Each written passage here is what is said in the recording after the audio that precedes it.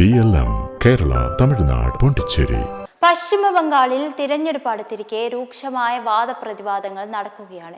കഴിഞ്ഞ തവണ നന്ദിഗ്രാമിൽ തോറ്റ മുഖ്യമന്ത്രി മമതാ ബാനർജി വരാനിരിക്കുന്ന തിരഞ്ഞെടുപ്പിലും പരാജയപ്പെടുമെന്ന് BJP സംസ്ഥാന അധ്യക്ഷൻ ഷമിക് ഭട്ടാചാര്യ പറഞ്ഞു. ബംഗാളിലെ ജനങ്ങളെ വഞ്ചിച്ച നേതാവാണ് മമതയെന്നും ജനങ്ങൾ അവർക്കെതിരെ വിധി എഴുതാൻ തയ്യാറെടുക്കുകയാണെന്നും അദ്ദേഹം ആരോപിച്ചു. സംസ്ഥാനത്തെ ക്രമസമാധാന നില തകർന്നുവെന്നും തീവ്രവാദ ശക്തികൾ പോലും ബംഗാൾ സുരക്ഷിതമായ താവളമായി മാറിക്കഴിഞ്ഞുവെന്നും ഷമിക് ഭട്ടാചാര്യ വിമർശിച്ചു. റോഹിംഗ്യകൾക്ക് മാത്രമാണ് സംസ്ഥാനത്തെ മികച്ച പരിഗണന ലഭിക്കുന്നത്. വോട്ട് ബാങ്ക് ലക്ഷ്യമിട്ടുള്ള പ്രീണന രാഷ്ട്രീയമാണ് തൃണമൂൽ കോൺഗ്രസ് നടത്തുന്നതെന്നും ഇത് ബംഗാളിന്റെ സമാധാനത്തിന് ഭീഷണിയാണെന്നും അദ്ദേഹം ആരോപിച്ചു. തിരഞ്ഞെടുപ്പിൽ BJPക്ക് പ്രത്യേക മുഖ്യമന്ത്രി സ്ഥാനാർത്ഥി ഇല്ലെന്നും എന്നാൽ BJP വ്യക്തമായ ഭൂരിപക്ഷം നേടുമെന്നും അദ്ദേഹം ആത്മവിശ്വാസം പ്രകടിപ്പിച്ചു.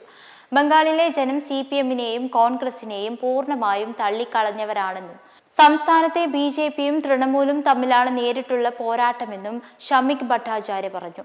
അതേസമയം ബംഗാൾ നിയമസഭാ തെരഞ്ഞെടുപ്പ് പ്രചാരണം ചൂടുപിടിക്കുമ്പോൾ മുതിർന്ന കോൺഗ്രസ് നേതാവ് അധീർ രഞ്ജൻ ചൗധരിക്ക് നേരെ തൃണമൂൽ കോൺഗ്രസ് പ്രവർത്തകരുടെ തുടർച്ചയായ പ്രതിഷേധം നടക്കുകയാണ്. മുർഷിദാബാദിലെ ബരംപൂർ മണ്ഡലത്തിലെ പര്യടനം നടത്തുന്ന ചൗധരി കഴിഞ്ഞ 2 ദിവസമായി തൃണമൂൽ പ്രവർത്തകർ തടസ്സപ്പെടുത്തുകയാണ്.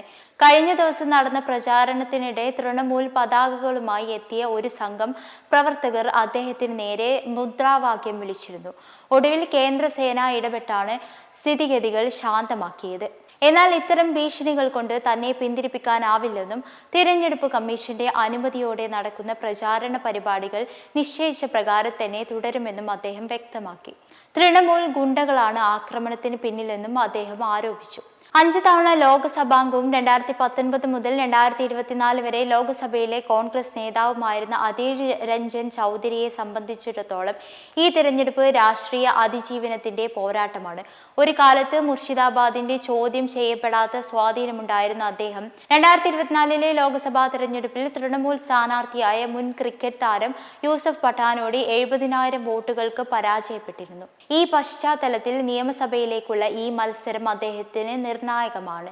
അയൽ ജില്ലയായ മാൾട്ടയിലും കോൺഗ്രസ് തിരിച്ചു വരാനുള്ള ശ്രമത്തിലാണ്. തൃണമൂൽ വിട്ട് കോൺഗ്രസിലേക്ക് മടങ്ങിയ മുൻ രാജ്യസഭാംഗം മൗസം ബേനസീർ നൂർ മാലാദിപൂർ മണ്ഡലത്തിൽ നിന്നും ജനവിധി തേടും. മുൻ കേന്ദ്രമന്ത്രി ABA ഗനികാൻ ചൗധരിയുടെ അനന്തരവളായ മൗസത്തിന്റെ കുടുംബത്തിന് ഇപ്പോഴും മാൾട്ടയിൽ വലിയ സ്വാധീനമുണ്ട്. മൗസന്നൂർ പാർട്ടി വിട്ടതിനെതിരെ മുഖ്യമന്ത്രി മമതാ ബാനർജി രൂക്ഷമായ ഭാഷയിലാണ് പ്രതികരിച്ചത്. തൃണമൂൽ നൽകിയ എല്ലാ പദവികളും ആസ്വദിച്ച ശേഷം പോരാട്ടം ആവശ്യമായ ഘട്ടത്തിൽ അവർ പാർട്ടി വിട്ടെന്നും അത്തരക്കാർക്ക് വോട്ട് നൽകരുതെന്നും മമത ആഹ്വാനം ചെയ്തു.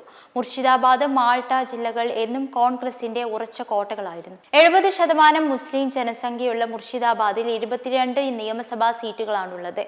പകുതിയിലേറെ മുസ്ലിം വോട്ടർമാരുള്ള മാൾട്ടയിൽ 12 സീറ്റുകളുണ്ട്.